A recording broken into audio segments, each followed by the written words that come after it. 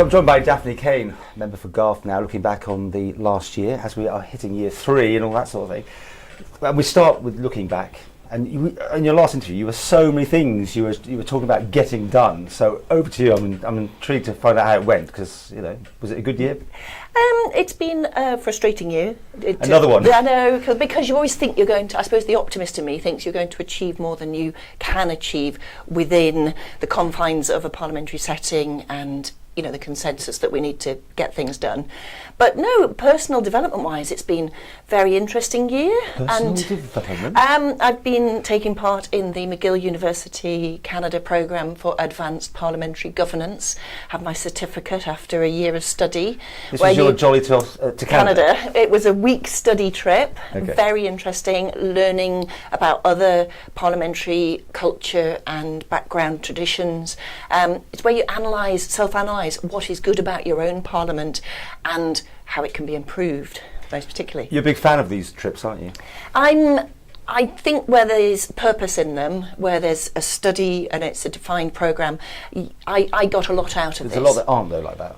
I think we need to be more focused, and I think there is definitely room for networking across the Commonwealth parliamentary, other parliamentarians, and learning about their culture and inviting them to ours. I think that there's a whole family out there that it would be very wrong to be too insular and never engaging with other people. Okay, so what did you get up to in the last 12 months that you're happy with and you missed something you may have made? Well, there's some debates, there's some. I mean, it's interesting. I think the year has been defined as health, education and environment. I think those three things have been very dominant for me anyway.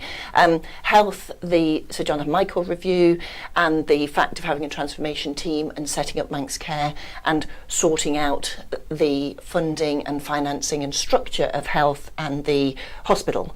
I think that's a very positive move forward and we wait to see where that goes. And obviously there's a big focus on that within Cabinet Office. Now, environment, the next one, I brought the original environment motion. I tabled that in May only because of the anger, as I explained to you, around, because that wasn't apparent that the Chief Minister or Comyn were going that way. Now, as it turned out, if we focus on the outcome from that debate, there were 2 excellent amendments to it. Now, I favoured the more Laurie Hooper's amendment, which put a tighter deadline on achieving zero carbon emissions by 2035. We've actually all supported Ralph Peake's amendment that says we now have Professor James Curran looking at the whole piece of the Isle of Man and coming back to us in January with a report as to hopefully the options and the necessary things that the Isle of Man can do to take us forward in terms of our environmental credentials and reaching the target of zero carbon emissions. I think that's a fantastic achievement, but again, it's this frustration of it's another 6 months to wait. You was going on back last year, especially as everyone else is, you found it so frustrating. Government has been frustrating for you because things move so slowly. It is. Well, it's a little bit because I suppose we've got the programme for government. So as far as Comyn are concerned, more than ever before, backbenchers, everybody across Tynwald has the opportunity to feed in ideas that are harnessed and put into a programme for government and prioritised.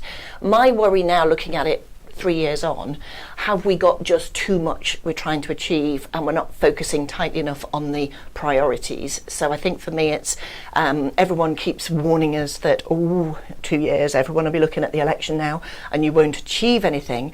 And I think that definitely this government has been defined by so much focus on Brexit. Well, to my mind, we can't actually influence so much. Acknowledging and accepting, we do need to be at the table, we do need to be aware, we do need to be making plans and provisions and changing legislation and gearing up for Brexit, no deal or otherwise, in October or whenever it does happen. There's nothing we can do. But I really don't think that we can achieve so much. And while Brexit has been taking the focus, it feels like we haven't had the focus on the social issues that really affect people day to day. This time last year you were talking about social legislation you wanted to put forward, but you didn't want to say what it was at the time. So I can say, well, I have leave to introduce. I have leave to introduce. Again, priorities have been elsewhere, and also so we've been. No, I have a draft bill in my inbox, right? And it's the Divorce, Dissolution and Separation Isle of Man bill, closely following a UK bill that came out finally in around June, and I think had gone through a couple of readings in Westminster. That makes it much easier for Isle of Man, because family law here traditionally has followed UK English law. But I've just got it at the minute. I'm consulting the working group of family lawyers, advocates on the island, who proposed the idea in the first place, saying that this is definitely the direction that we want to go in. And that is, instead of going for divorce being a judicial process, it becomes an administrative process. So instead of having to wait, if you both agree to a divorce, 2-year separation. If one of the parties does not agree to a divorce, 5-year separation. This would put it that one or both parties can apply for the divorce, the dissolution or the separation. But we talked about this last year.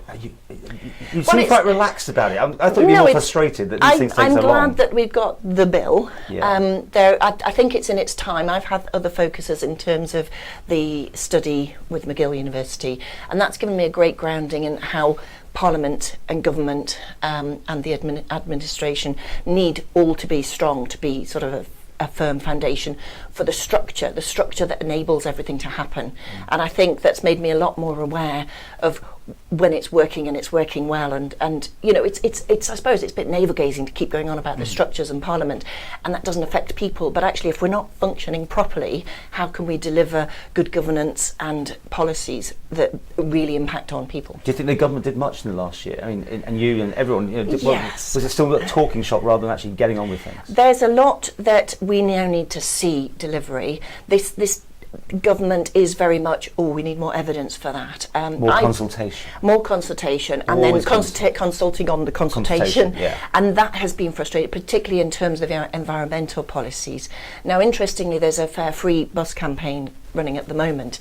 I tabled questions on waiving fares on buses towards the end of the summer, and I think we had something like 18 supplementary questions. The President sort of said, if you want to have a debate on this, table it for a debate. It was turning into that, wasn't it? It was. So I think that more than anything we've seen, and it's led by the students, it's led by the Green campaigners, it's led by everyday people. You know, environment policies are mainstream.